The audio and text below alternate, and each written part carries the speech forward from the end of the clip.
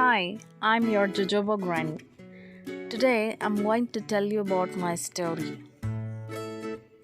Hi, I'm here to introduce you about your Jojoba Granny.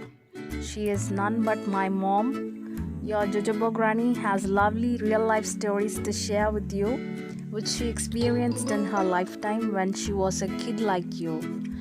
Today, it's about her village in 1950s. Our granny lived in Monar, a town in the Western Ghats mountain range in India's Kerala state. It has hills dotted with tea plantations. There lives wild animals like elephant, mountain goats, Nilgiri tar, bison, deer, and all birds of different colors that would steal the moment. Granny had a cottage where her father was a clerk in the British tea plantation office in 1950s.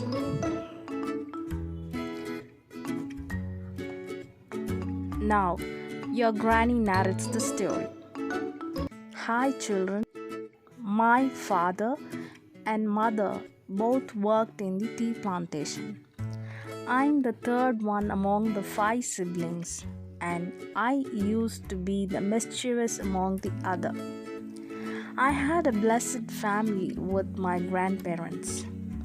My father used to get us a lot of juicy bananas, jackfruits, and wheat sweets when he returns home. My mom worked as a tea leaf picker who picks the tea leaf which would be later turned into tea powder under a certain process which I explain you later. As both my parents went to work, it was our grandparents who took care of us. Around 8 p.m., when my parents return, almost all the works will be finished by my grandparents. This is how my home looks like, with vibrant yellow flowers surrounding the fence and between the pastoral space makes an awesome meadow for everyone. We had good neighbors who supported when wild elephants came down from hills to eat the crops. They used to make loud noise using drums and metals. Those sounds alarmed others and also the elephants, which turned back hearing the sounds. I was 5 years old then. One fine day, I announced everyone that myself and my sister saw an elephant rushing down. All went to make those noises. Meanwhile, I escaped into our neighbor's garden, where I ate all the fruits that attracted me for a long time of yellow, red colors with delicious aroma. I did not notice the juice that dropped on my peach frog.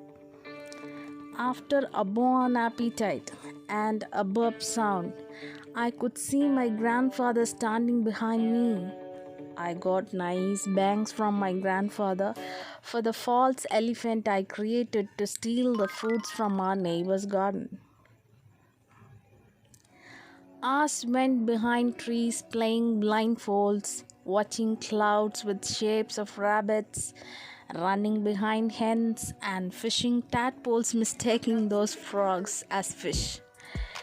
Chasing friends, skipping. What was those days?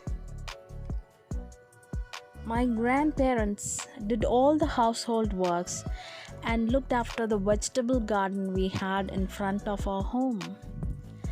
Daily morning, grandfather went around the garden to pluck the vegetables like tomato, turnip, beetroot, carrot, potatoes, beans, pepper vines, and all spices.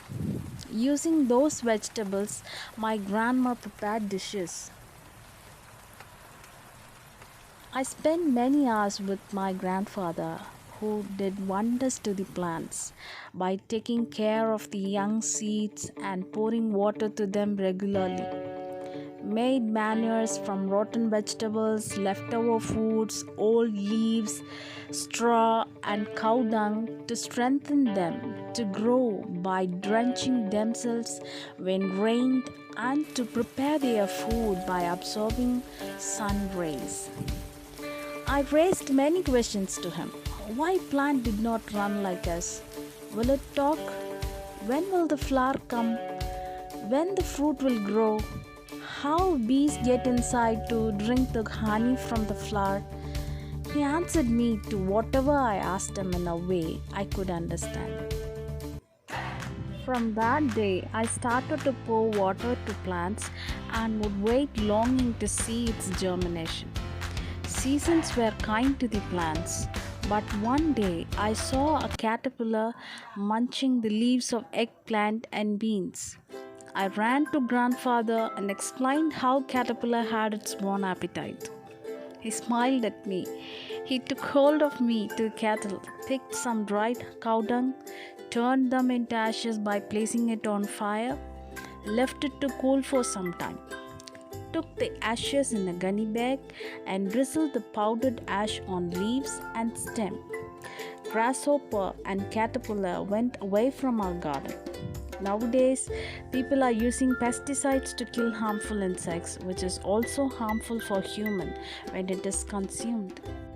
Our grandfather took care of us as well as our cattle. We had 3 cows, 2 calves, and 2 goats.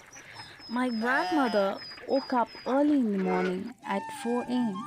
I couldn't imagine it now.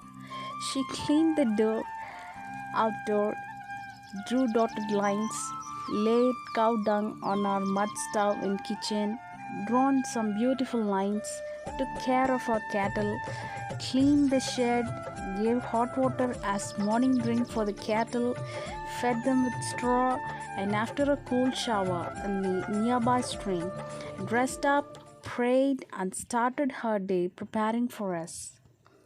How was her devotional work? It is she who taught us to do things with dedication and devotion, which I still follow when I started to prepare food for the whole family. She loved us. I could not even imagine how love made her to work without intervals. Unconditional love.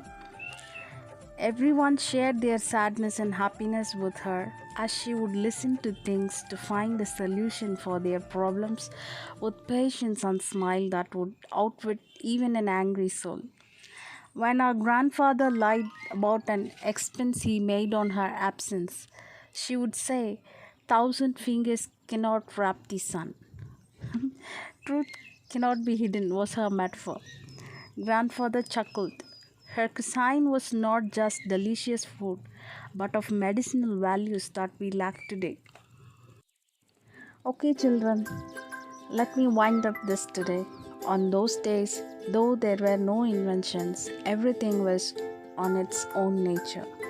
It had all richness that we lack today in the name of invention. I'm 54 years old now. I thought to share all that I learned from my grandparents and my parents. We lost joint family, grandfather's care, grandmother's special food with whatever she had. She could prepare a dish out of it. Her aim was to make us healthy, honest, helpful, and enjoy the life. Hope it will help you all to learn beyond your books and to retrieve those natural treasure, simple, healthy, happy lifestyle. Meet you soon. Bye. Thank you for watching.